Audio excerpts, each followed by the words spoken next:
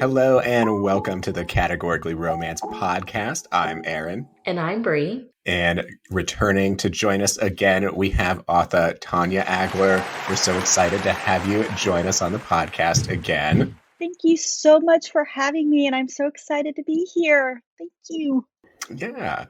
So how has 2022 been? Much better. I am very happy to report Linus the Beagle has settled into his home, and he's been doing we've been doing our little sniffer size, and where we take our walks and he sniffs everything, and everything is going really well. Thanks for asking. How's 2023 Excellent. treating y'all? Well, it's been okay, actually. So with taking into account the last 2 years, I can't believe it's almost over, honestly. Yeah, no, I knocked on wood. Yeah. Da, da, da, da, da. Yes. Well, are you ready to get into some holiday icebreakers? Yes, I love the holidays. Out of these three, your favorite holiday comfort movies, you can only watch one for the rest of your life. Which do you choose? Christmas in Connecticut, The Shop Around the Corner, It's a Wonderful Life, Miracle on 34th Street, or Die Hard? I think I'm going to surprise everybody, and I think I'll go into my explanation first, because I love Jimmy Stewart, but I can watch You Can't Take It With You and Mr. Smith Goes to Washington. So I'm throwing out the Jimmy Stewart movies. And I love Barbara Stanwyck, but I can watch The Lady Eve and Ball of Fire, which are two of my favorites. So I'm actually going to keep Die Hard. I know anyone who knows me knows I love, love, love classic movies, and I love Miracle on 34th Street. And all those are some of my absolute favorite movies, but there's something about, I've only seen Die Hard twice, and so I think I would take that simply because I was thinking about it, and Alec Rickman is the ultimate Christmas party crasher, but Bruce Willis is the Christmas wedding crasher, and I don't think I could find that anywhere else. Indeed. Well, you want to pitch a 3-book holiday-themed series based off of one of your holiday comfort movie watches to your Heartwarming editor. The caveat is that it can't be your previous answer. Which movie do you base the series off of? Which is good, because I don't think Die Hard would probably. Although the cock and, Reconciliation, Second Chance, that would go really well. But I would have to go with Christmas in Connecticut, because I think Barbara Stanwyck was so ahead of her time in all of the roles that she played. How were such strong heroines, and the fact that she played this journalist who was intelligent and articulate and funny. And so Christmas in Connecticut, and plus I love my supporting characters, and Felix, who is the chef who comes to her rescue and is one of her best friends.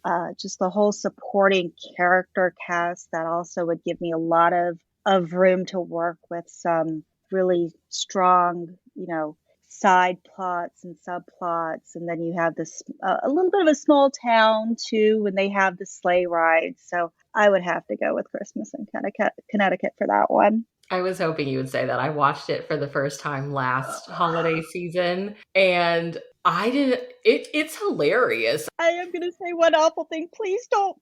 I love Diane Cannon so much. So I hope that, not that she's going to.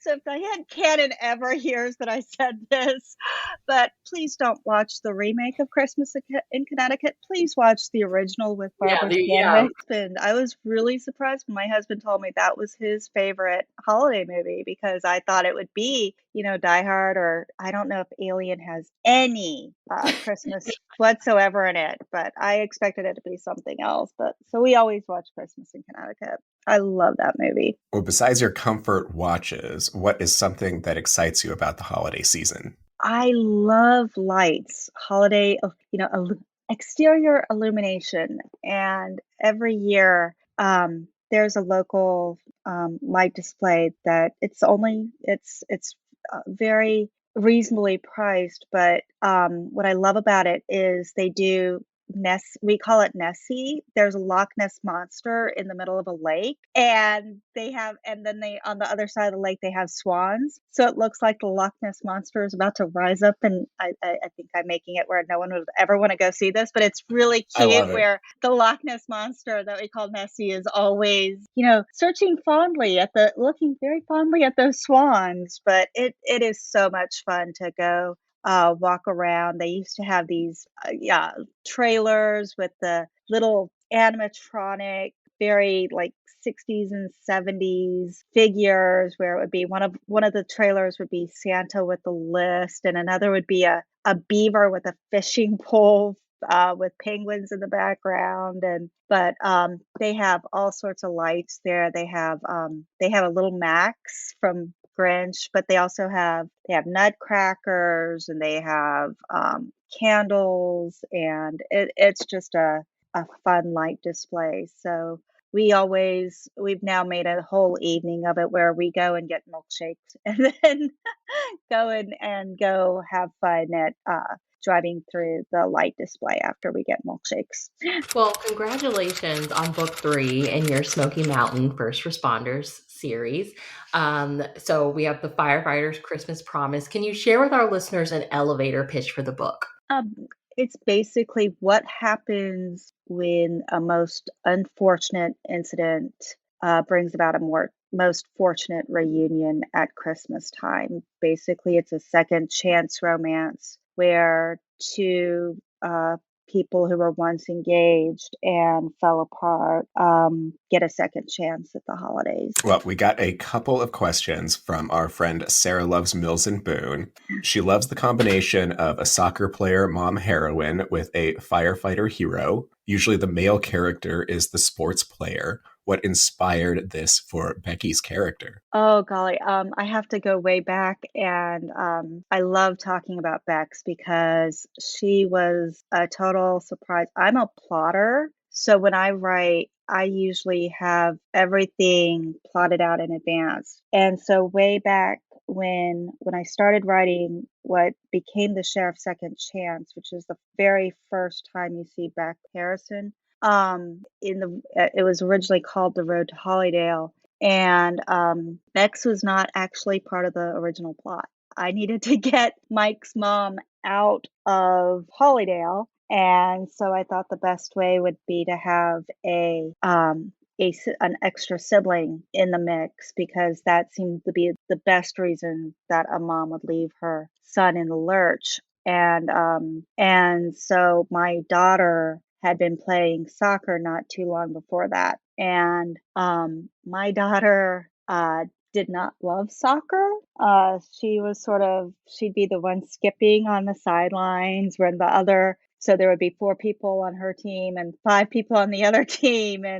And she just really never quite got into it. But that whole experience made me really appreciate with the drills and the the teams. I just really my love for the game really blossomed, and so I just really wanted to bring that aspect into Bex's character when she came out of nowhere when I was writing The Sheriff's Second Chance. Yeah. Well, Sarah's second question, will we see more books in Hollydale or any crossovers within the new series? As of now, no.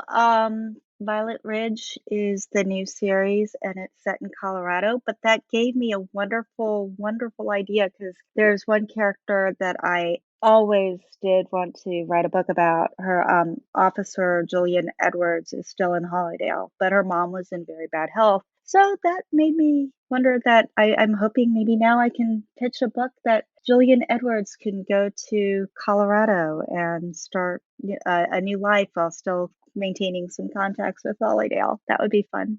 Well, what inspired your new series debuting in 2023, Rodeo Stars of Violet Ridge, and can you tell us anything about it? It's so much fun to write. For the past couple years, I've been watching YouTube videos about roundups and ranches and farm life.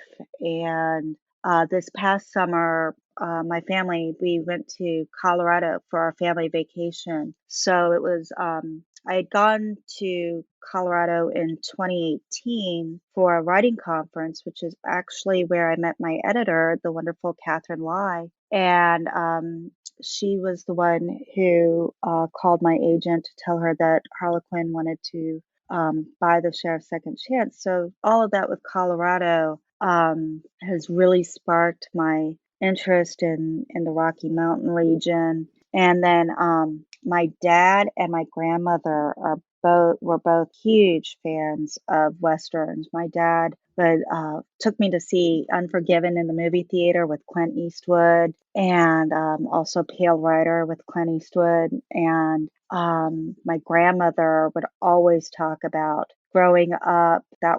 She would always want to go see a Western. She was there was a silent movie star called Tom Mix, and she was a huge Tom Mix fan. And so being around my grandma and my dad, there was usually a Western on. My dad was a real big fan of The Searchers, a John Ford Western with John Wayne and Natalie Wood. And so all of this whole past all came together. And since cowboys are now a really big part of the line, just when I researched everything, it was so much fun that I didn't even know all the stuff about cattle, and I'd read about cow brushes. So in my new book, there is a scene with cattle rubbing their rub they have like these toilet brushes that help clean them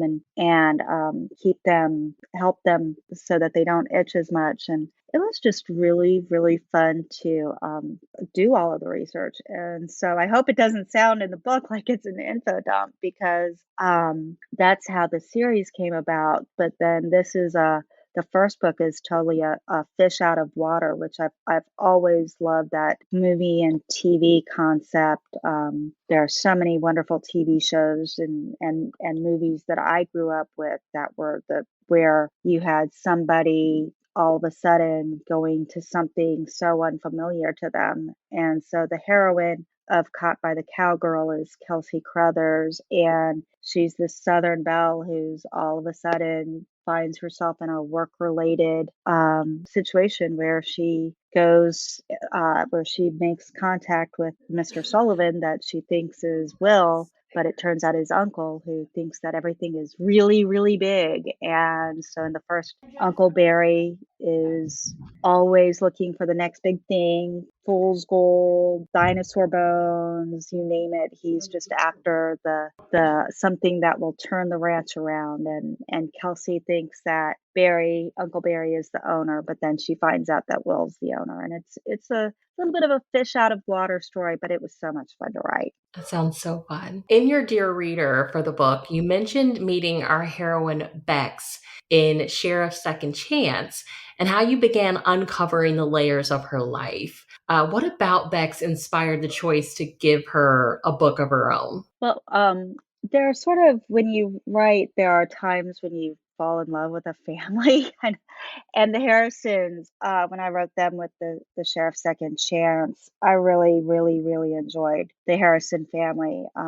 Diane is the Harrison matriarch, and she plays some pivotal roles in Mike Harrison's book, as well as Natalie. Natalie and Bex are twin siblings. So I wanted to bring the Harrison sibling trilogy full circle. But when I first wrote the Sheriff's Second Chance, Bex was happily married out in California, and it's sort of hard to write a heartwarming when they're happily married. So I broke up Bex and Jack, and and it actually helped out, because with the three siblings are in three different books. They're in the first book, The Sheriff's Second Chance. Then Natalie, Bex's twin sister, is the heroine in The Soldier's Unexpected Family, and that's when everything sort of starts falling apart for Bex. And this is when she finally, she thinks she's starting to get her life back under control and Christmas is upon us, and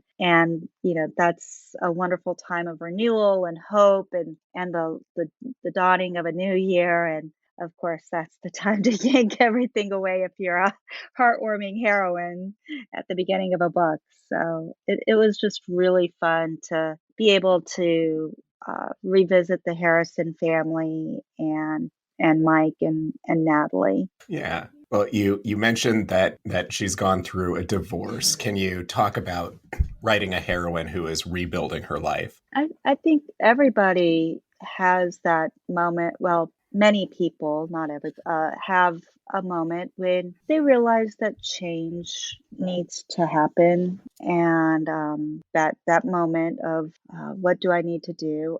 For Beck, the moment came upon her when she found out that her husband was not the man she thought he was. But I think I've been in situations where starting over with a new profession and writing and I think many women face that in at some point in their lives, not necessarily with relationships, but it could be with careers or friendships or moving from one state or country to another. And I think that at some point, many people have to rebuild somehow. And I think that's a theme is resilience and perseverance when you find that you do want to go in a different direction. Well, the book is Bex and Carlos's second shot at love. So, how did the idea of a second chance romance for Bex come to you? Oh, with a lot of help from my editor. um, We love editors here. yes, I think it was Bex is very a little like Georgie in that she's independent, but she's also very soft in the middle. And I wanted somebody in her past who already knew that about her. I think with all the stuff that I had thrown at Bex, not knowing in the so when I first wrote the Sheriff's Second Chance, I didn't at that was I hadn't even been published or received a call yet. So I in the first time you see Bex, she's just suffered a miscarriage, and so Pippa is actually a rainbow baby. And so that's why Diane flies out to California, is to be with Bex at that time. So I think Bex and Carl, I thought it was very important for somebody to already have known Bex and know that her interior was very soft and loving, and that she was a kind and caring person and just needed to get in touch with that side of herself again. And Carlos was it was so fun to meet him. I had been the matchmaking mimosas are my supporting character ensemble that run throughout these three books. And I loved when I started thinking about the matchmaking mimosas, I wanted each of the heroes to have some connection to one of the mimosas. And so in the first Smoky Mountain Responders, Jonathan Maxwell is the nephew of one of the mimosas. And then in the second book, the hero is the grandson of a different mimosa. And then in this book, Carlos's mom is one of the mimosas. So that was sort of how Carlos also became involved in the series, was through his mom. And because of knowing that, I had him originally as a firefighter away, and then he moves back for a little bit before the start of this book. And those characters are great, listeners. Like, if you read this trilogy of books, you could read it just for the mimosas. I really love Hyacinth, and I hope that I don't want to spoil anything, but Hyacinth makes an appearance in Firefighters because I just could not resist making sure that she also had a happy ending. Communication is a big deal in this book. Bex and Carlos have to learn to communicate with each other. Why was it important for you to highlight this in the book? I think there's an old rule I'm not I hate to say rules in writing because there really aren't rules. But one thing that I've been told often is that the conflict shouldn't be something that a conversation can solve. But at the Mhm. same time, I think there are some characters and that really need to learn the importance of talking to each other. And when I started looking at why Bex and Carlos broke up in the first place, the problem was that Bex thought that Carlos no longer wanted her in his life, and that's why he broke up. But he was insecure and didn't talk to her. And so communication right there was sort of the integral root of why they broke up. And I think until they overcame that and were really able to listen to each other and grow with each other, that was why communication was such a barrier to them. But I wanted to make sure that it wasn't something a conversation could solve, but that it was true communication with each Yeah. other. Yeah. Well, what advice would you give to someone who may be listening and trying to write a holiday romance of their own? I think I gave a workshop this past weekend for a local writing organization. And one thing that I emphasize is that I really think it's important for a writer to know their writing process because no two writers have the same writing process. And so there are some writers out there who to take a term from method acting, who are sort of method writers. So if you are a method writer, I would say surround yourself with some of the feels and smells of the season because it's not always possible to write a Christmas book in the month of December. I wrote this one in August.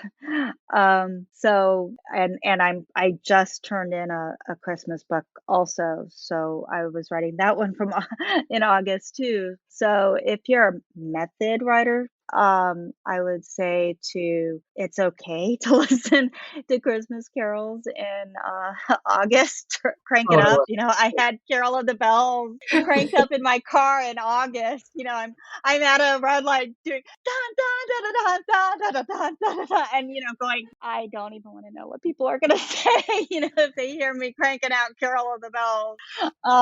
She gets in the spirit kind of early. Yeah. But so some writers are method actors. So if you need to have that, depending on whether you're a pine tree candle or sugar cookie candle or cinnamon or what your favorite scent of the season. If that's part of your writing process, go for it any time of the year. And then for somebody who is a plotter like me, don't look at the physical calendar and go, it's June. Maybe I should wait until later in the year. Go ahead and if you're plotting a holiday story, write it then. Don't wait for just because you flip your calendar to December doesn't mean that you have to wait until December to write a holiday romance. So I would say the first thing I would say to a writer is to know your process enough to know what you need to surround if you need to surround yourself with the feel of the season to get more into the joy and so that the joy of the season can come out in the pages. And then after that, I would know your characters too.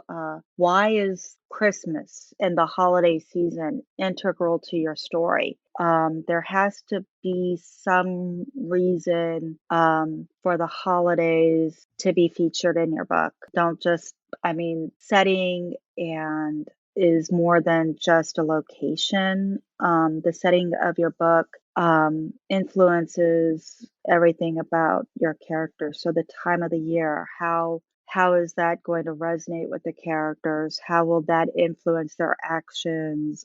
If it's a contemporary, how are they going to respond? If they live in a place where there's traffic, how will that impact them? Or if they're more in a rural area, like in the Christmas book I just wrote, Hero grew up in a place where he had never seen the Nutcracker before. So he didn't know when he sees ice sculptures, she has to explain the significance of the Nutcracker to him. So I would also encourage a writer to think of setting as more than just the location, but how it impacts the time and the sensory details and the richness of the season. And then if you're writing a historical, for instance, my family just finished watching a special called the Victorian Farm Christmas, and it was fascinating to know how far in advance they had to start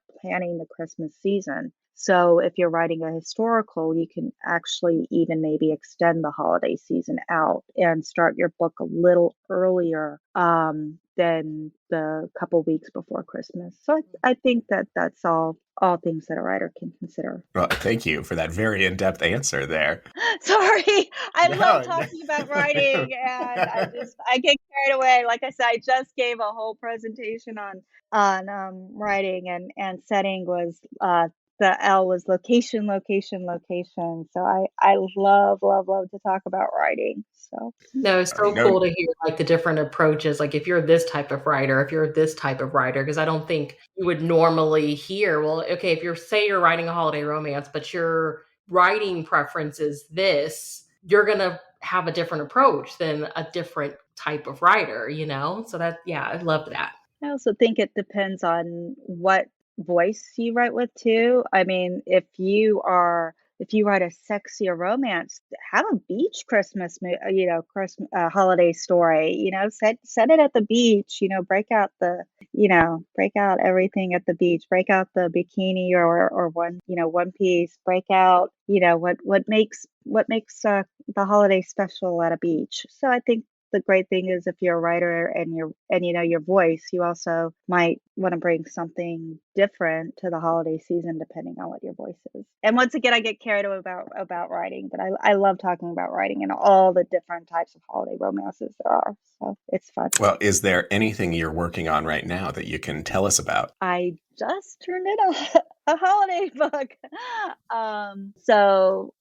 Earlier this year, I finished the edits for Caught by the Cowgirl, and like I said, that one was just so much fun to write. I mean, I was really surprised. I think I had been in a little bit of a rut, and having a new town and a new state and new characters, it was fun, and I always, even though I'm a plot, like I am a plotter, but I always find new characters even once I start writing. And I found there are the three gents that are in Caught by the Cowgirl that came as a complete surprise when I started writing, and they were tons of fun to write. So I've been editing that one, and then I just turned in the manuscript found out the official title for my November 23 release.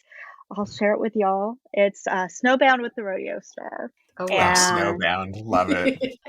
and so it's fun because North Carolina, yeah, there is snow in the Smoky Mountains and in North Carolina, but there's snow in the Rocky Mountains and in Colorado.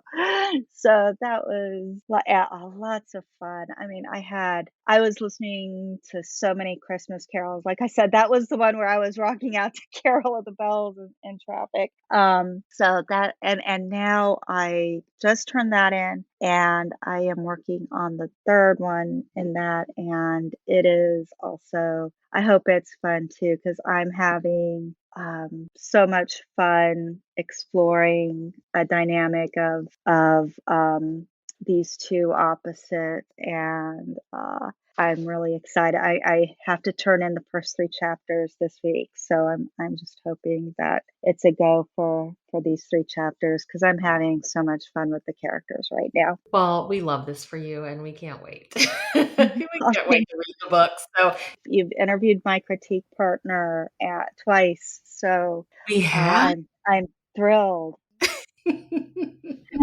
Okay, who's Yes. your critique partner? Remind Yeah, me who you your Uh, can't leave us hanging. Yeah. my Janine Angler, she writes Yeah, that's for Harlequin right. Historical. That is right. She is Yeah. awesome. I'm going to plug Janine for a minute because she is one of my favorite writers. We both joined a writing organization. Mine will be 10 years ago next month. Hers is 10 years ago, 2 months from now. And we finaled in the Maggies together at the same time. And she is just an awesome writer and so fun to know. And she writes historicals, and her next book is coming out next month. So Yeah. I have to give a little plug for. You were Oh critique yeah, partners. Yes. We have to get y'all on here together. we should. Yeah, we joke because we have she's a teacher, so, and I have twin 7th graders, and so she gets the summer off, and that's when she like writes, and I try to make sure that if at all possible, I'm editing during the summer because I can edit with kids coming in and out, but it's harder to write with kids coming in and Mm-hmm. out. We have to figure out some way to make it work. We have to get you all on here together at some Yeah. point.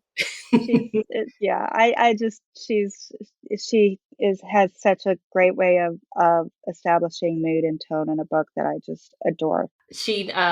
We've had her on twice now, and she knows that I'm working towards becoming a teacher, and she's just so supportive. She's just so great. So yeah, we have to get you two here together, okay? Well, lastly, where can everyone keep up with you online? I'm on Facebook at Tanya Agler Author. Today I did my movie Monday. I always I don't I should schedule ahead of time, but I like to present myself as me. So everything that I do on social media is me. So I'm on Facebook at Tanya Agler Author, and I'm on Instagram at Tanya Agler Author.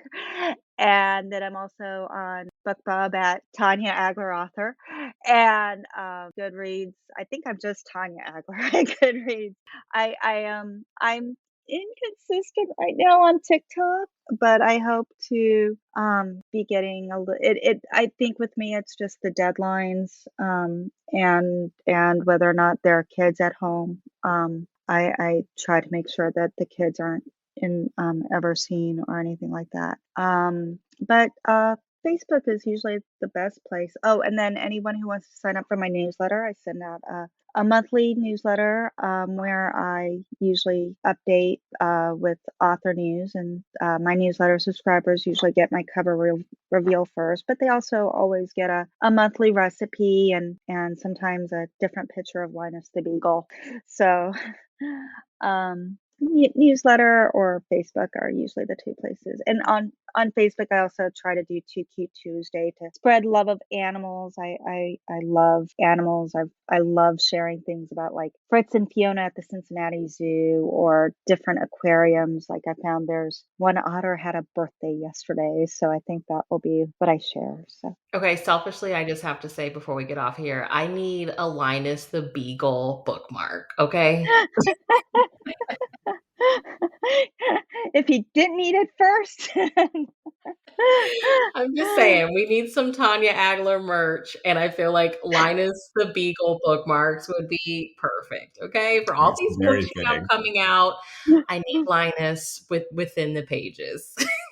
He loves his he when he came and found his forever home with us, we had gotten a beanbag, this blue beanbag, like right before and he claimed it as his own. He is and we even looked, the vet said, Linus is quite a character. So we were all on Google saying, okay, and so if there are any vets out there, if that is code for something that we don't know about, if your vet says your dog is quite the character, we'd love to know if that's actually code for something. We're really afraid. We couldn't find anything on Google, but yeah, so we've been told by the vet that Linus is quite a character.